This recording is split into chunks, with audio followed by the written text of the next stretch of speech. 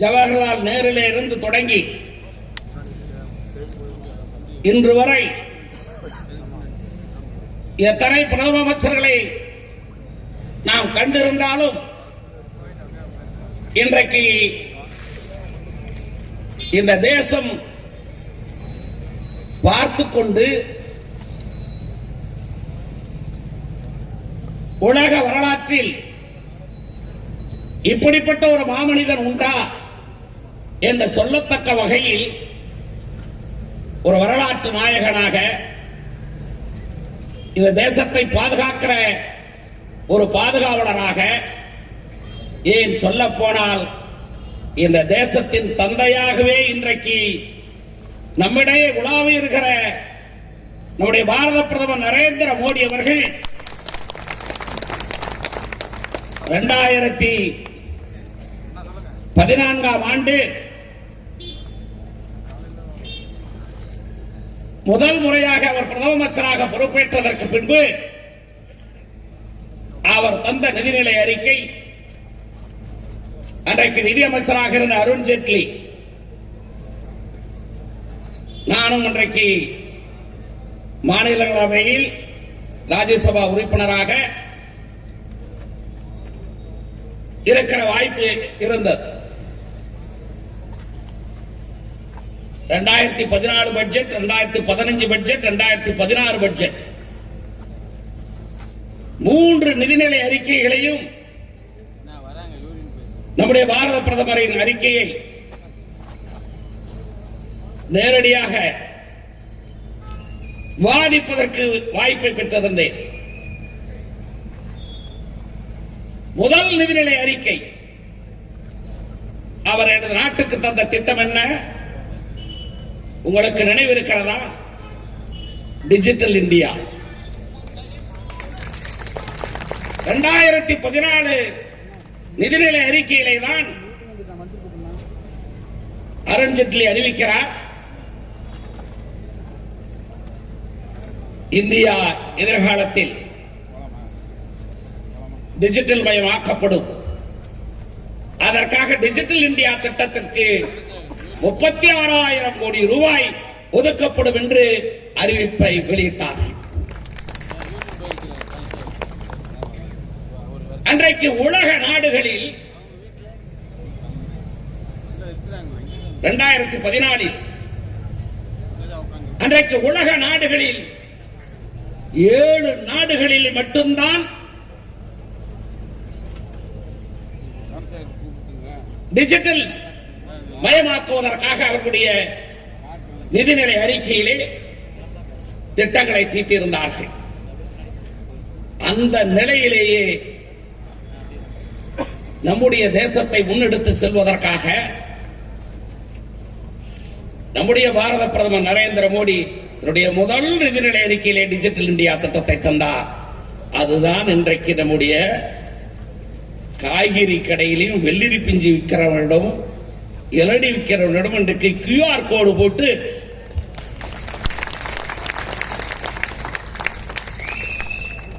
இன்றைக்கு AI வரைக்கும் வளர்ந்திருக்கிறோம். Artificial intelligence.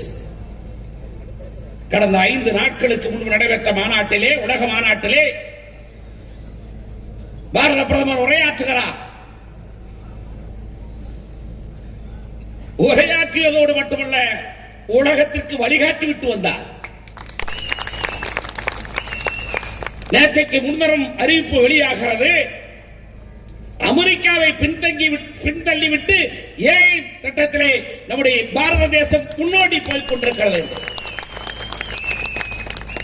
இதுதான், இவ்வளவுதான் விஷயம். ஒரு நாட்டின் ஆட்சி பீடத்தில் இருக்கிறவர்கள் செய்ய வேண்டிய காரியங்கள், அந்த நாட்டிலே வாழுகிற மக்கள் நிம்மதியான வாழ்க்கை, பாதுகாப்பான வாழ்க்கை, முன்னேற்றத்திற்கான அடித்தளம்,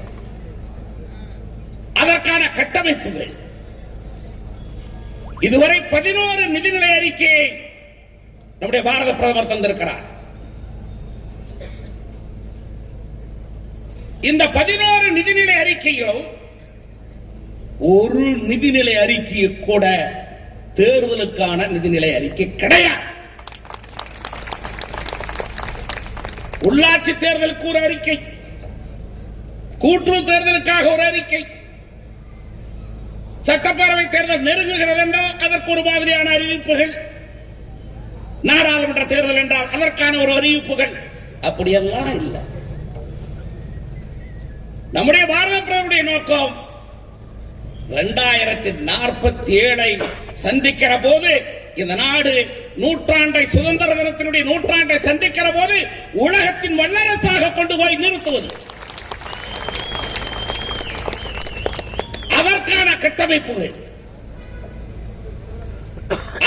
கட்டமைப்புகளை உருவாக்குவதுதான் நம்முடைய பாரத பிரதமருடைய லட்சியம். அதைத்தான் இன்றைக்கு உலக நாடுகளில், நான் நீண்ட நேரம் பட்ஜெட் விளக்கத்திற்குள் போகாமல் நேரடியாக நம்முடைய பங்காளிகளிடம் வர வேண்டியிருக்கிறது.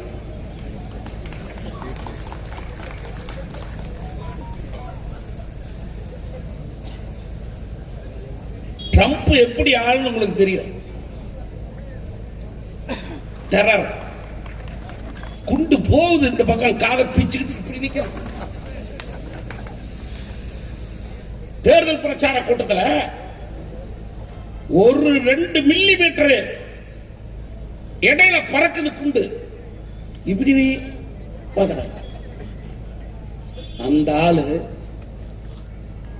சேர பின்னாடி தூக்கி பிடிச்சுக்கிட்டு நம்ம பிரதமர் உட்கார வச்சு பின்னாடி இப்படி நின்று,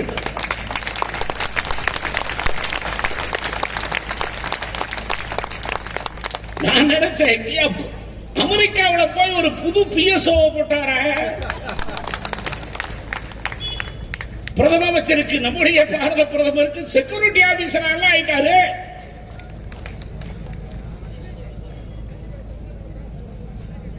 இங்க தம்பி செந்தில் பேசுகிற போது சொன்னார் அல்லவா, ரஷ்ய அதிபர் புதின் பற்றி. அவர் என்ன பண்ணாரு, எலக்ட்ரிக் காரை நான் ஓட்டுறேன் நீங்க உட்காருங்க, கார் டிரைவர் ஆகும். இல்ல இதெல்லாம் இது இட்டு கட்டுவதற்கோ இது வேடிக்கைக்காகவோ அல்ல. நமக்கு எவ்வளவு ஒரு மரியாதை கிடைத்திருக்கிறது என்ற பாரதிய ஜனதா கட்சியினுடைய துண்டு போட்டு உட்கார்ந்து இருக்கிற ஒவ்வொருவரும் நம்ம கருத வேண்டும். யார் நம் தலைவன், யார் நம்மை வழிநடத்துகிறார், யாருடைய இயக்கத்தில் நாம் பயணிக்கிறோம்? மோடியின் இயக்கத்தில். யார் அந்த மோடி? உலக தலைவர்களே இன்றைக்கு வரவேற்கிற தலைவர். History is nothing but a biography of great man. வரலாறு என்பது ஒரு மனிதனுடைய மாபெரும் வாழ்க்கை தான் வரலாறு. இந்த மண்ணுக்கு வரலாறு கிடையாது. சொல்லுவோம் மண்ணின் வரலாறு, மண்ணின் வரலாறு என்று. மண்ணுக்கு வரலாறு கிடையாது, வேதியியல் குணம் உண்டு. இந்த மண் கலர் மண், இந்த மண் உவர்ப்பு மண், இந்த மண் மணற்பாங்கான மண், இதுல கரும்பு வரும், இதுல மிளகா வரும், இதுல பருத்தி வரும் என்று மண்ணுக்கு வேதியியல் குணம் உண்டே தவிர ஹிஸ்டரி கிடையாது. எப்ப ஹிஸ்டரி வரும்னா, அந்த மண்ணில் பிறந்த மனிதன் மாமனிதனாக உருவாகிற போது அவன் வரலாறு. கிரேக்கத்தின் வரலாறு என்றால் மாவீரன் அலெக்சாண்டருடைய வாழ்க்கை, மாவீரன் அலெக்சாண்டருடைய வாழ்வுதான் வரலாறு. அவங்க அப்பா 16 வயது சிறுவனாக இருந்த போது அலெக்சாண்டரிடம் சின்னஞ்சிறு கிரீஸ் நாட்டுடைய மன்னன் பிலிப் மகனை அழைக்கிறார். நான் இது இன்னுமே இருக்க மாட்டேன், உங்கள்கிட்ட இந்த நாட்டை தர்றேன், நீ ஒரு மிக சாலச் சிறந்த மன்னனாக உருவாக வேண்டும் என்று சொல்லி 16 வயதில் படித்த அன்னைக்கு ஆரம்பிச்ச அலெக்சாண்டருடைய வரலாறு நேரா நம்ம ஊர்கிட்ட வந்து புருஷோத்தம கிட்ட தோக்கிற வரைக்கும் உலகத்தின் பெரும்பகுதிகளை வென்றார்.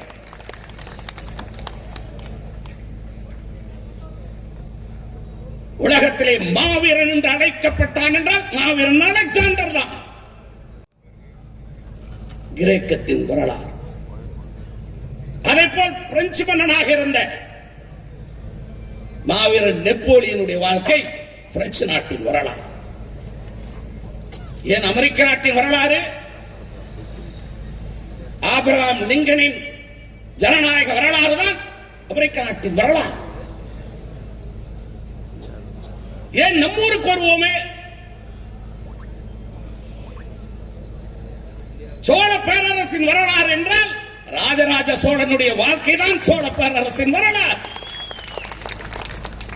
அதனாலேதான் இன்றைக்கு நம்முடைய பாரத பிரதமர் நரேந்திர மோடி அவர்கள் ராஜராஜ சோழனுடைய படத்தை புதிதாக கட்டி இருக்கிற நம்முடைய நாடாளுமன்றத்தினுடைய மைய மண்டபத்தில் வைத்திருக்கிறார். ஒரு பகுதி கப்பல் படைக்கு, ஒரு பகுதிக்கு ராஜேந்திர சோழனுடைய பெயரை வைத்திருக்கிறார். அப்படி சோழ பேரரசின் வரலாறு என்றால் ராஜராஜ சோழனுடைய வாழ்க்கை. அவன் தான் உலகத்துக்கு ஜனநாயகத்தை தந்தவன். நமக்கு சாதாரணமாக தெரியும்.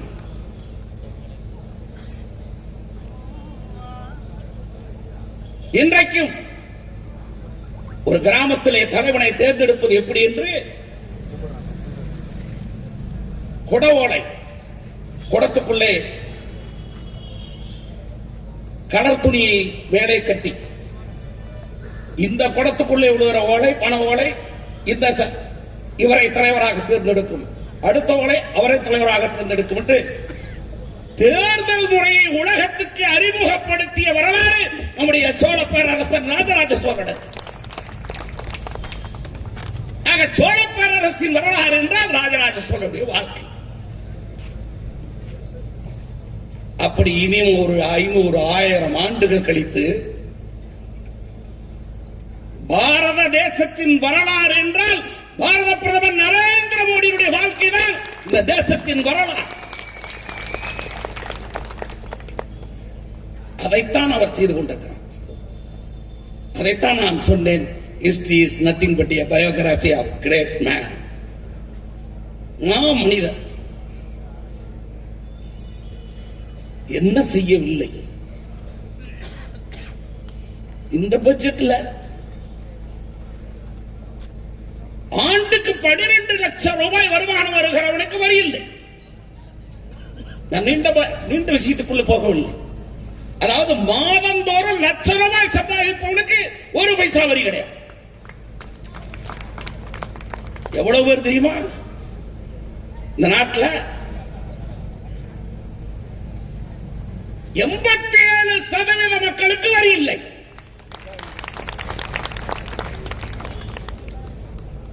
யார் வரி கட்டுகிறான்? 12 லட்சம் ரூபாய்க்கு மேலே வருமானம் வருகிறவன் 13% பேர். அவ்வளவு பெரிய நம்பிக்கை. மக்களிடம் பணம் இருக்கட்டும், அது வரியாக கட்ட வேண்டாம், அவன் தன்னுடைய முன்னேற்றத்திற்காக அதை பயன்படுத்தட்டும், அவன் தான் முன்னேறினால் நாடு முன்னேறும் என்ற உணர்வு. அதனாலேதான் make in India, made in India என்ற திட்டத்தை மாற்றி மேக் இன் இந்தியா என்ற திட்டத்தை மாறித்தான். உங்களுக்கு தெரியும் என்னடா வித்தியாசம் என்று பார்ப்பீர்கள். மேட் இன் இந்தியாவிற்கும் மேக் இன் இந்தியாவிற்கும் என்ன வித்தியாசம் என்றால், எங்கிருந்து வேண்டுமானாலும் பொருள் வரலாம், அதை அசம்பிள் பண்ணி அதை வேல்யூஆடடாக கொடுக்கிற போது அது மேக் இன் இந்தியா. இந்தியாவிலே தயாரிக்கப்படுகிற பொருள் அது மேக் இன் இந்தியா.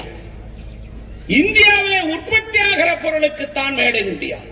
இங்கேயே இருக்கிறது. இந்த மண் எடுத்து இதுல பிடிச்சி இதுல சட்டி செய்யறது, வெளியிலிருந்து வந்து அதுல செய்யறதல்ல. இன்றைக்கு எங்கே வரைக்கும் போய்விட்டார் தெரியுமா? நீர்மூழ்கி கப்பல்ல ஒரு 2 இன்ச்சு போல்ட் கூட வெளிநாட்டில் வாங்காம இந்தியாவில் உற்பத்தி செய்து நீர்மூழ்கி கப்பல் விட்டார்.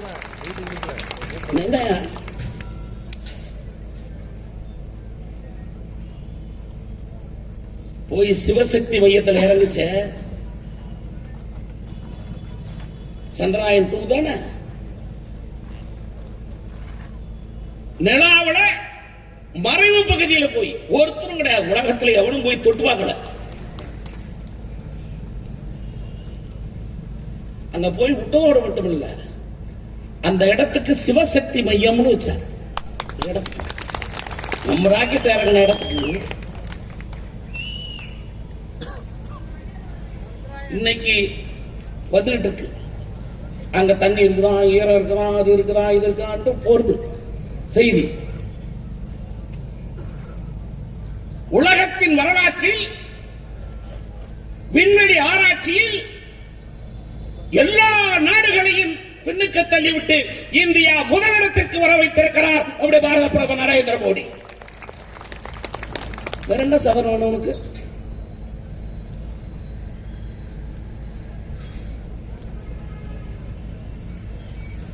ஓவர் ஸ்பீரிங்கை இறக்குமதி செஞ்சு ஊழல் பண்ணா காங்கிரஸ்.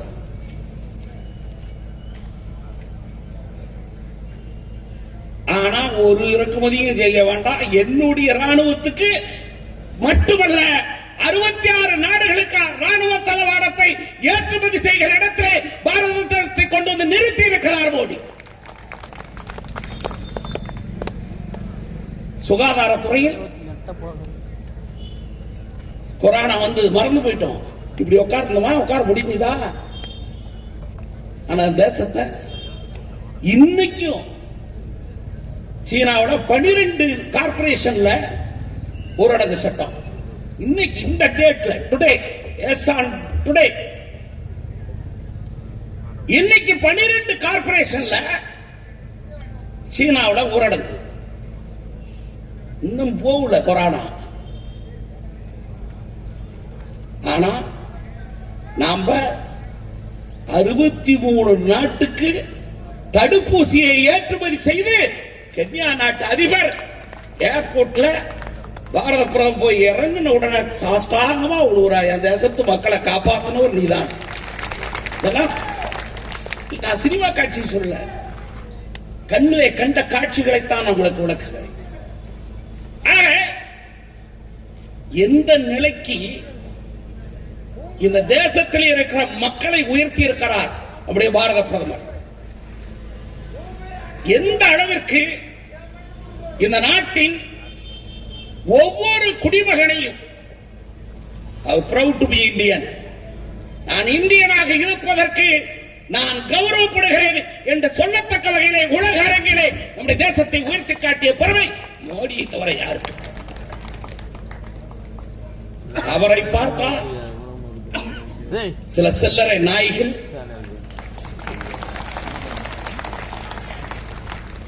எச்சல் சோட்டு பிண்டங்கள்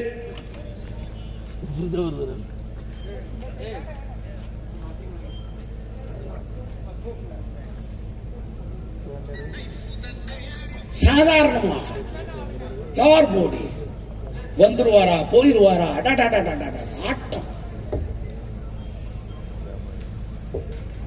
ஒரே அறிவிப்பு தான் நேற்று சேலத்துல சொன்னார். நாங்கள் தான் இருந்தோம். நம்முடைய மாநில தலைவர் சொன்னார், நீ மோடிய கெட் அவுட் மோடின்னு போட்டேனா நான் ஸ்டாலினை கெட் அவுட் ஸ்டாலின் போடுவேன், பார்க்கலாமா? என்ன ஆச்சு தெரியுமா? 6 மணி நேரத்தில் 10 லட்சத்தை தாண்டி get out Stalin, get out Stalin, get out Stalin.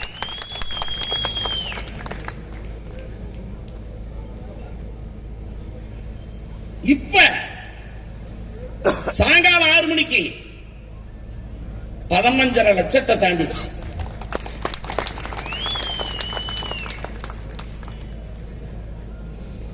இந்த இயக்கம் சாதாரண இயக்கம் அல்ல.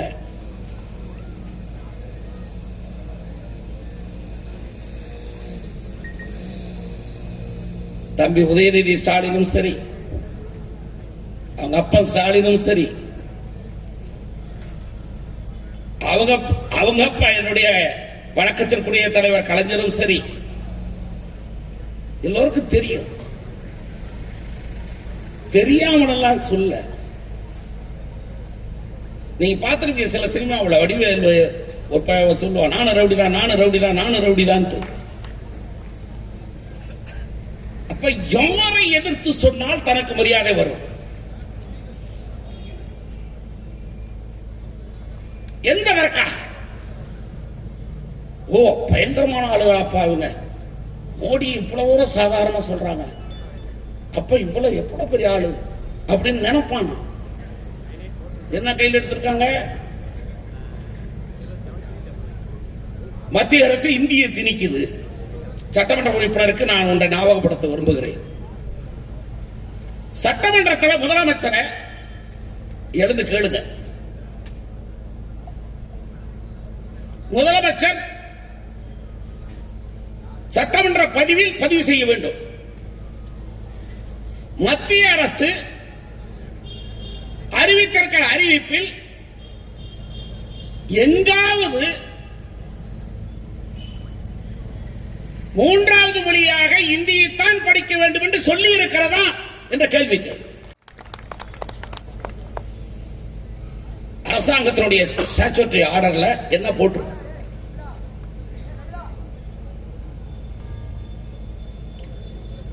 அந்தந்த மாநில மொழிகள்,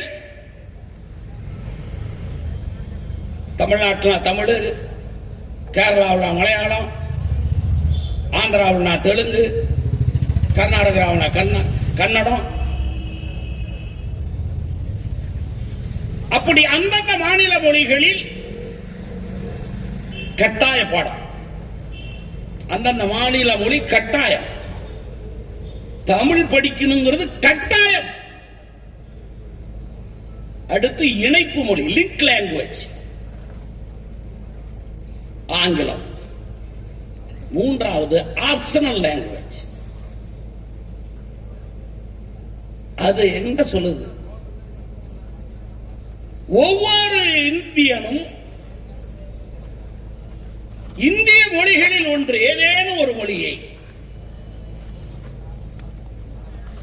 அவர்கள் படிக்கணும். என்ன தப்பு? நான் ரொம்ப சாதாரண சிம்பிளா வர்றேன்.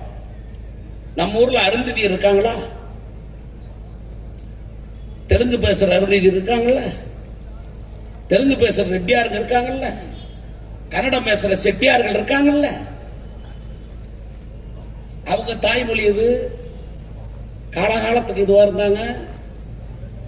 அவங்க பாட்டன் முப்பாட்டன் பூட்டன் எல்லாம் படிச்சது இது, தெரிஞ்சது இது. இப்ப இந்த ஊர் இருக்கிற அருந்ததியர் தெலுங்கு பேசுற அருந்ததி இருக்கு. தெலுங்குல 2 வார்த்தை எழுத தெரியுமா? அவன் தாய்மொழியை மறந்து எவ்வளவு காலம்? எத்தனை ஜெனரேஷன்? ஏன் அவன் படிக்க கூடாதா? அவன் மொழியை அவன் கத்துக்கூடாதா? தெலுங்கு பேசுறவன் தெலுங்கு மொழியில் இருக்கக்கூடிய இலக்கணத்தை கத்துக்கூடாதா? கன்னடம் பேசுறவன் அவன் பேசக்கூடாதா? அவன் கத்துக்கூடாதா? என்ன சொல்ல வர்றீங்க? அப்படி பார்த்தா ஸ்டாலினும் உதயநிதியும் தெலுங்கு தான் கத்துக்கணும். நியாயமா?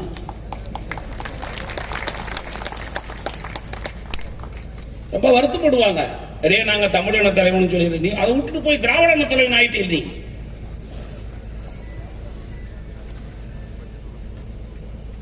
இந்த நாடு இன்னும் 1965 இருக்கிறது என்று கருதி கொண்டிருக்கிறார்கள்.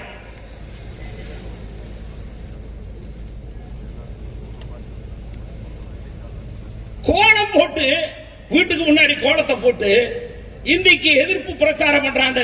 அந்த அம்மா எல்லாம் சொல்லுது, ஐயோ நான் போடலங்க, திமுக தலைவர் வந்தாருங்க போட்டு போனாருங்க, எனக்கு அதுக்கு சம்பந்தம் இல்லைங்கிற பாரு. அந்த கோலம் என்னது இல்லைங்கிற பாரு. இங்க போட்டிருக்கமா முன்னாடி தாமரை கோலம் இதுதாங்க என்னது என்று பேட்டி கொடுக்கிறாங்க. கலாச்சாரம் மொழி அவ்வளவு நமக்கு வேண்டும்.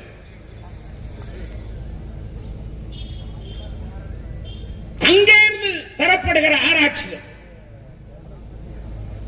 அங்கிருந்து பெறப்படுகிற கண்டுபிடிப்புகள் அடிப்படையாக கொண்டு நம்முடைய சுய தேவையை பூர்த்தி செய்து கொண்டு உலகத்திற்கு நாம் வழிகாட்ட வேண்டும். அதற்கு எல்லாம் தேவை. அதான் சொன்னேன், தொலைநோக்கு பார்வை. 2026 வர சட்டமன்ற தேர்தலுக்காக அல்ல,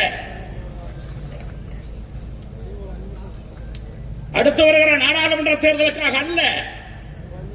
பாருங்க எவ்வளவு சர்வ சாதாரணமாக இன்றைக்கு டெல்லி தலைநகரில்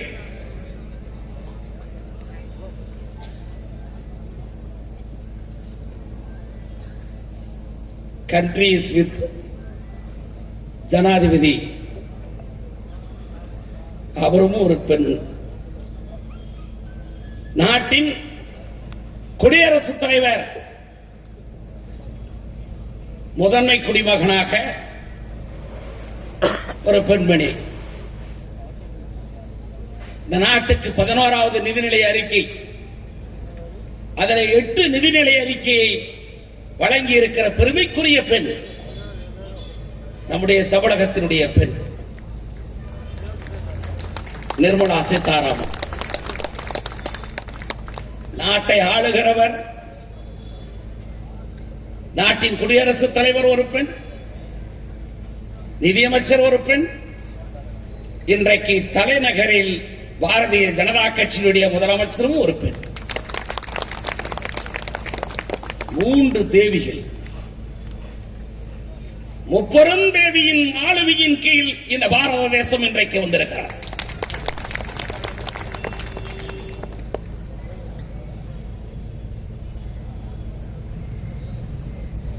தேசத்தின் வளர்ச்சி அது ஒன்றுதான் நம்முடைய பிரதமருடைய உயிர் மூச்சு.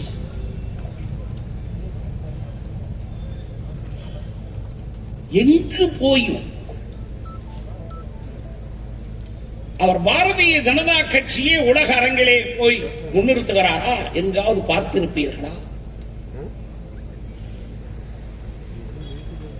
அவருடைய ரத்த துடிப்பு, ரத்த நாளங்களிலே ஓடுகிற அந்த ரத்த அணுக்களிலே இருந்து பெறுகிற உயிர் மூச்சு ஒவ்வொன்றும் என் தேசம், என் தேசம், என் தேசம், என் தேசம், என் தேசம், என்னுடைய தேசம், பாரதிய தேசம்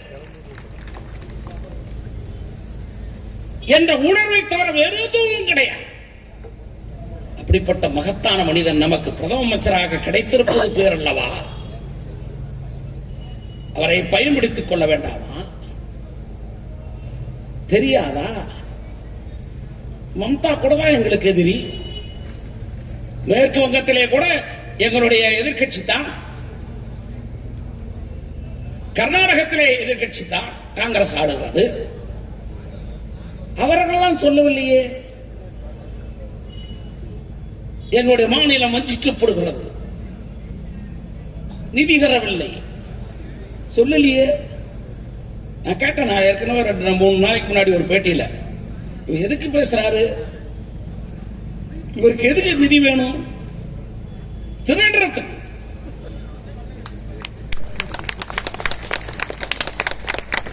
அவர்களை திருடி சம்பாதிச்சா அதை கொண்டுகிட்டு வந்து நாடாளுமன்ற தேர்தல், சட்டமன்ற தேர்தல் வாரியா பிரிச்சு இப்பவே கொண்டு போய் பறிக்க வைக்கலாம்.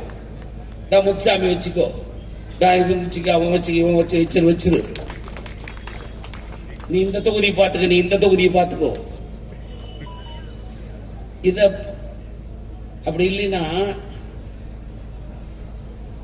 கிழக்கு உங்க மாவட்டத்தில் தான் கிழக்குல ஒரு சட்டமன்ற தேர்தல் நடந்தது. ஒருத்தரும் நிக்கல, ஆள் இல்லாத வெறும் கிரவுண்டு.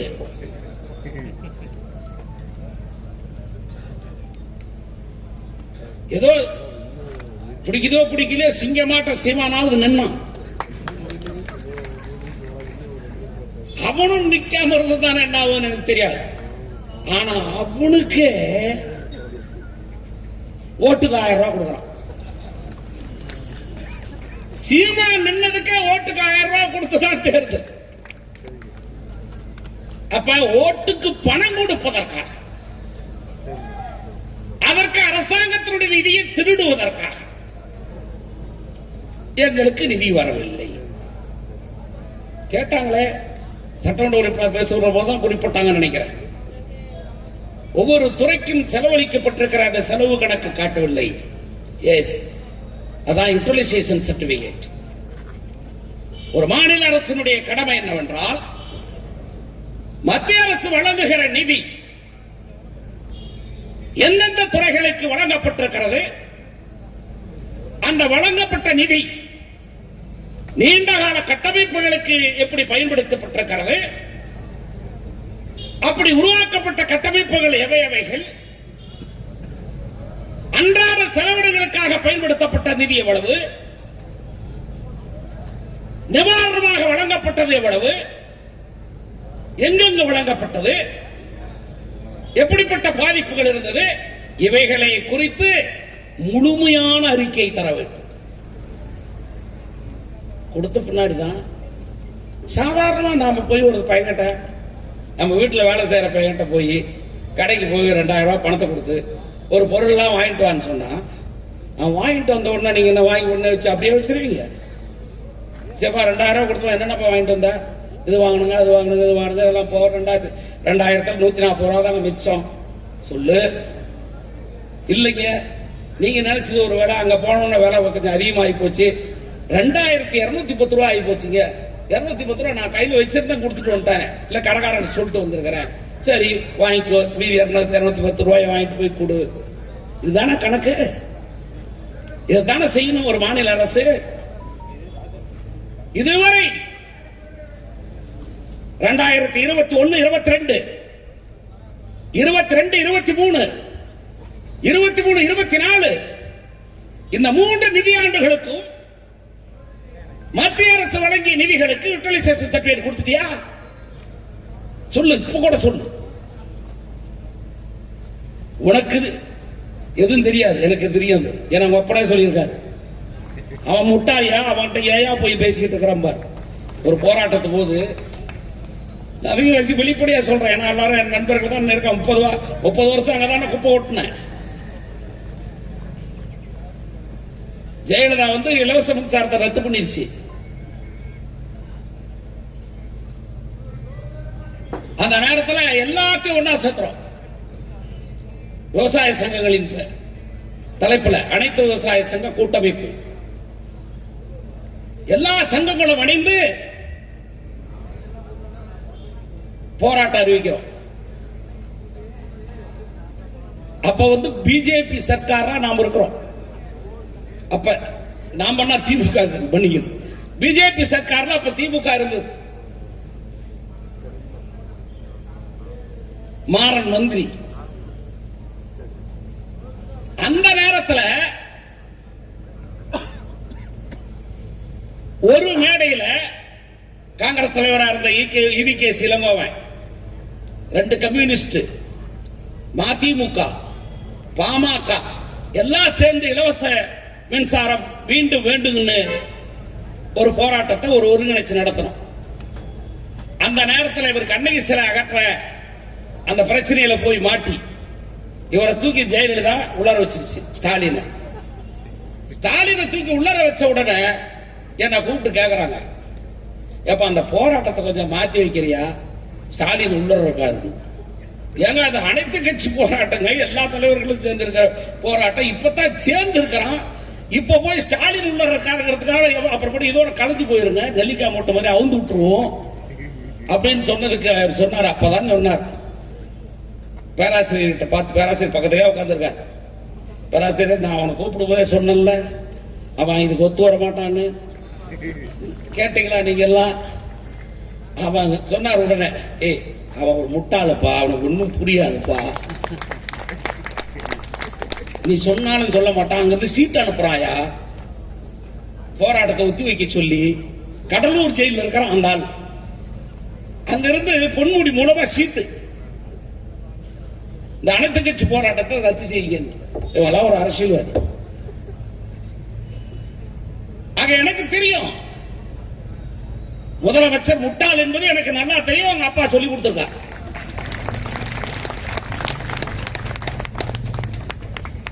ஆனா நிதியமைச்சராக இருக்கிற தென்னரசு கொஞ்சம் மூளை உள்ளவர்.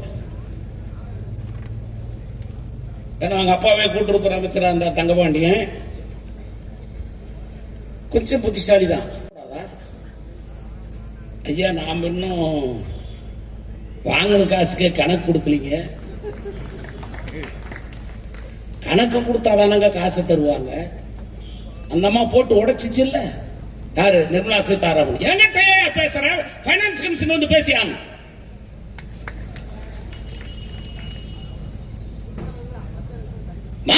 அரசு மாநில அரசுடைய அதிகாரிகள் எங்கதான் இருந்தாங்க. கலெக்டர் உதயசந்திரன் ஒருத்தன், அவன் தான் இப்ப முதலமைச்சருக்கு தனி செயலாளர். நம்ம ஈரோடு கலெக்டரா தான் இருந்தான். ஐஏஎஸ் அதிகாரிகள் புரோக்கர்களா மாறினான். சொல்ல வேண்டாமா, புத்தி சொல்ல வேண்டாமா முதலமைச்சருக்கு? நீ போய் உட்கார், உன்ன மாதிரியே தான் அவனும் இருக்கிறான். கவர்மெண்ட் ஆஃப் இந்தியாவில் இருக்கக்கூடிய அதிகாரிகள் யாரு? அவன உன்ன மாதிரியான அதிகாரிகள் தான் போய் உட்காரு, பேசு. நான் தொழில்துறை 21-22 நீ இவ்வளவு கொடுத்த, நான் இதை செஞ்சிருக்கேன், மீறி இப்ப இவ்வளவு வேணும். நான் சுகாதாரத்துறை, இன்னைக்கும் தமிழ்நாட்டில் இடம்பெறுகிற சுகாதாரத்துறையில் 86% நிதி மத்திய அரசு தான் தருது. நீ கூட கொரோனாவில் ஊசி போட்டாங்களே, இவன் போட்டானா? தமிழக அரசுடைய செலவா? இவன் போட்டுக்கிட்டான், அது ஒரு விஷயம். இவன் செலவா? இலவசமா ஒவ்வொருத்தருக்கும் கொடுத்தது நரேந்திர மோடியினுடைய மத்திய அரசு. அது மட்டும் இல்லைங்க, வீதி வீதியா கூவிக்கிட்டு வந்து போட்டாங்க 2வது டோஸ். ஊசி போட்டுக்கலையோ ஊசி அப்படின்னு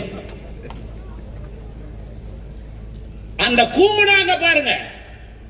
தாய் சேய் நலவிடுதியில் வேலை செய்யறவங்க, நர்ஸா வேலை செய்யறவங்க, டாக்டரா வேலை செய்யறவங்க, அவங்களுக்கு தடுப்பூசி போட்ட நாட்களுக்கு ஊக்கத்தொகையை வழங்கியது பாரத பிரதமர் நரேந்திர மோடி. ஊசி மருந்து மட்டும் இல்ல, டாக்டருக்கு தெரியும், ஊசி போடுற ஆளுக்கு பணத்தை கொடுத்தாங்க. அதனாலதான் இன்னைக்கு நம்ம நிம்மதியா இருக்கோம். ஆனா இவன் போய் கோணவாயம் போஸ்ட் மட்டும் வச்சுக்கிட்டான். ஊசி போடுற இடத்துல எல்லாம் கோணவாயம் போஸ்ட் டொங்கு டொங்கு. சரி பண்ணிச்சிங்க, தப்பு. டோப்பா தலையும் போஸ்ட். மரத்தை வருத்தப்படுறாங்க டாக்டர் அம்மா எல்லாம். எப்படிங்க நீங்க வந்து ஒரு ஊனத்தை வந்து இப்படிலாம் சொல்லக்கூடாது, என்ன ஒளியப்படையா பேசக்கூடாது என்ன அப்படின்னு உங்களுக்கு வருத்தம். வேணா விட்டுருங்க, டோப்பா தலைன்னு வச்சுக்கலாம். படம் எங்க போனாலும் சரி. அதுக்குதான் நம்ம ஆளுங்க ஸ்டிக்கர் ஓட்டுறான்னு பார்த்தாங்க. வெக்கம் கிடையாது, சூடு கிடையாது, சொரணம் கிடையாது, எல்லாம் விட்டு ஒண்ணுமே கொடுக்கலங்கிறிய. இத்தனை லட்சம் பேருக்கு விவசாயிகளுக்கு வருஷத்துக்கு 6000 ரூபாய் வருது. 3 தவணை 2000 வருது. அது யாரு கொடுக்குறா? மூலமா போகல. அது ஒன்றிய செயலாளர் 1000 ரூபாய் எடுத்துக்கிட்டு கொடுப்பான்.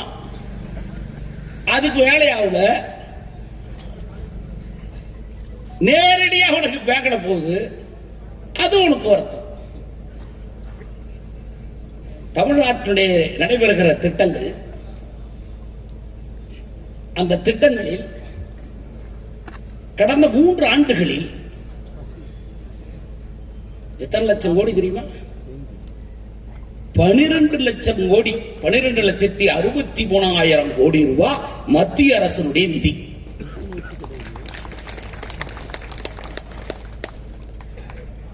ஆனா ஒன்றும் கொடுக்கல. எதுக்கு? தேர்தல் அப்ப போய் போன தேர்தலில் சொன்னியே எங்களுக்கு புது பென்ஷன் திட்டம் வரும்னு சொன்னியே, வாத்தியார்களுக்கு, வருஷ ஊழியர்களுக்கெல்லாம் ஏன் இன்ன வரைக்கும் கொண்டாடல அப்படின்னு கேட்டா பதில் சொல்றதுக்கு இப்பவே தயாராகிறாங்களாம். மத்திய அரசு நிதி கொடுக்கல, அதனால நான் கொடுக்கல. இந்த பம்மாத்தெல்லாம் இனி நடைபெற ஏற்க முடியாது. என்ன உங்களுக்கு ஒரு சௌரியம்? திமுகவை எதிர்ப்பவர்கள் தனித்தனியாக பிரிந்து கிடக்கிறார்கள். அதனாலே நாம் வெற்றி பெற்று விடலாம் மீண்டும் என்று கணக்கு போடுகிறார்கள். ஒன்னு அவங்க புரிஞ்சுக்கணும், ரொம்ப ஆணவமா இருக்கக்கூடாது. பக்கா 2 மாசத்துக்கு முன்னாடி நினைக்கிறேன் உச்ச நீதிமன்றம் ஒரு ஆர்டர் போட்டுச்சு. இதே மாநிலத்தினுடைய முதலமைச்சராக இருந்த ஒருத்தரோட, மறைந்த முதலமைச்சரோட சொத்து 26 கிலோ தங்கம், 2240 ஏக்கர் நிலம் நீதிமன்றத்தில் இருந்து அது இன்னைக்கு தமிழக அரசுக்கு ஒப்படைக்கப்படுகிறது என்று ஒப்படைக்கப்பட்டது. அந்த முதலமைச்சருக்கு அந்த நிலைனா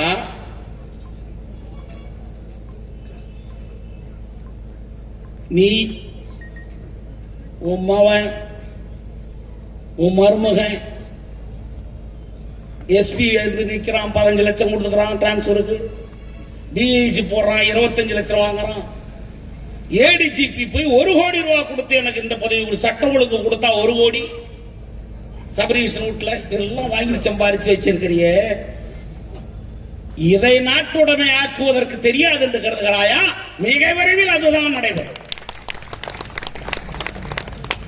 மிக நான் எச்சரிக்கையாக சொல்ல விரும்புகிறேன் அவர்களுக்கு.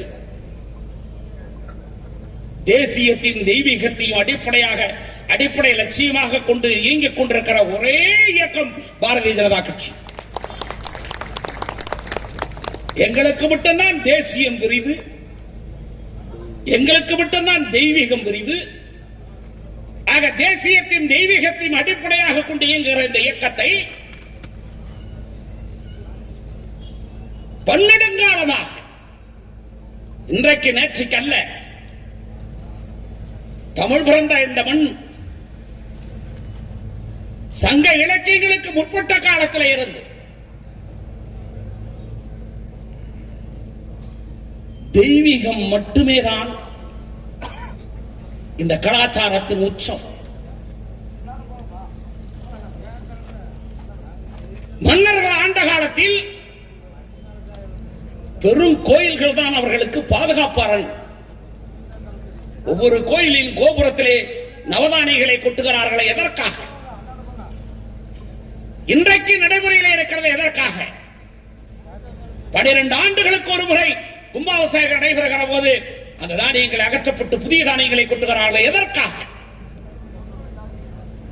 நாடு அழிகிற நிலை வந்தாலும் அந்த தானியத்தை எடுத்து விதைக்கிற போது அது முளைக்கும்.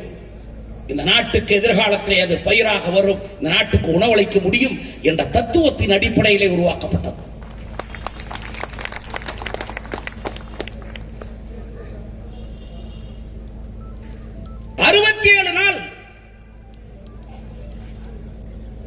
தன்னை சுற்றி முப்படைகளும் நின்ற போதும்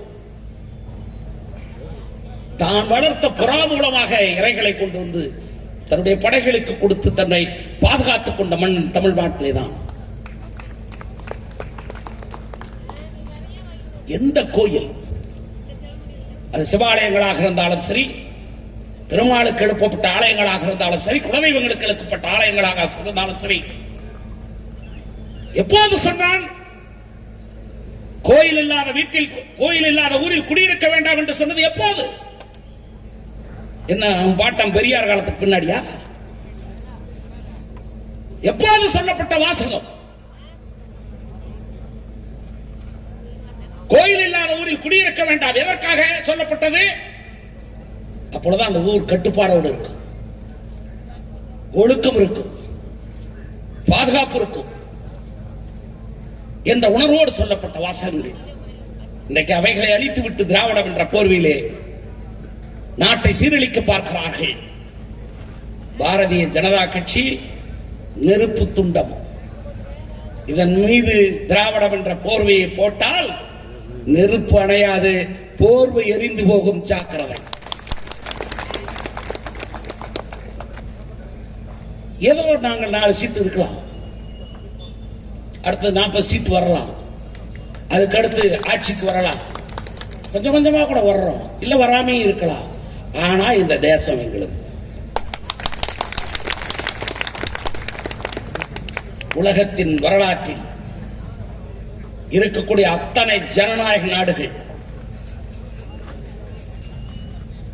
ஜனநாயக அரசியலை நடத்துகிற நாடுகள் அத்தனையிலையும் நீங்க எடுத்துக்கொண்டு பார்த்தால், சீன தேசம் அது கம்யூனிசம், ஒரு கட்சி ஆட்சி. அதை தவிர்த்து உலகத்தின் வரலாற்றில் இவ்வளவு பெரிய மாபெரும் இயக்கம் செப்டம்பர் 2ஆம் தேதி தானே முன்னின்று உறுப்பினராக சேர்த்து தொடங்கப்பட்ட அந்த உறுப்பினர் சேர்க்கை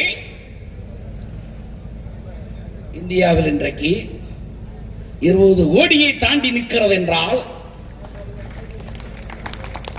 உலகத்தில் இவ்வளவு பெரிய ஜனநாயக கட்சி வேறு கட்சி அடையாளம் காட்டு. இந்தியாவிலே அல்ல, உலகத்திலேயே இன்றைக்கு மிகப்பெரிய கட்சி இதுதான். எங்கோ ஒரு மூலையில இடிக்கிறது என்பதற்காக அல்ல, இந்த உலகம் நமது. அவர் பேசுகிற பேச்சை பார்ப்பீர்களே, போன சுதந்திர தின விழாவின் போது செங்கோட்டையில் என்று என்ன சொன்னார்? உலகம் அமைதியாக இருக்க வேண்டும் என்றார், ஏற்றத்தாழ்வு இருக்கக்கூடாது என்றார். கத்தார் அதிபர் வந்து எங்கே நிற்கிறார்?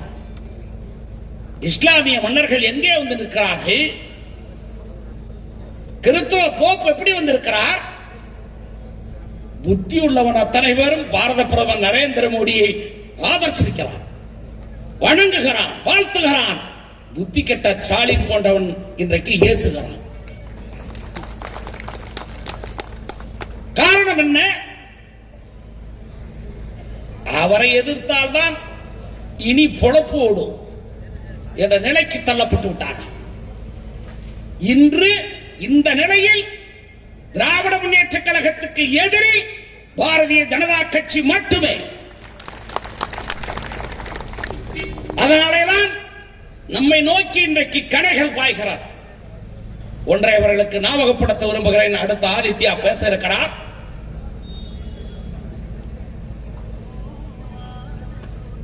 எங்களுடைய முழக்கம் தொடர்ந்து இந்த தேசத்தை பாதுகாப்போம், தமிழகத்தை வெல்வோம். அதுதான் எங்களுடைய மூல லட்சியம், அதுதான் எங்களுடைய முழக்கம், அதுதான் எங்களுடைய உயிர் மூச்சு. அதற்காக எத்தனை தடைகள் வந்தாலும் சரி, எது வரினும் அது எப்படி வரினும் அதை தகர்த்தெறிகிற தகசான்ற கூட்டம் தான் எங்கள் பாரதிய ஜனதா கட்சியுடைய கூட்டம் என்பதை அவர்களுக்கு எச்சரிக்கையாக சொல்லி, நாவடக்கம் தேவை. பிரதமரை பற்றி பேசுகிற போது எச்சரிக்கையோடு இருக்க வேண்டும். மீண்டும் அறிவுரை கூற விரும்புகிறேன். நீண்ட நாட்களுக்கு உன்னுடைய தண்டவாளம் ஏறாது, அடுத்த கட்டத்திற்கு போவாய். அந்த நிலை வருகிற போது என்ன ஆவாய் என்று உனக்கே தெரியாது என்பதை இரவிலே படுத்துக்கொண்டு யோசி யோசி யோசி என்று சொல்லி விடைபெறுகிறேன். நன்றி, வணக்கம்.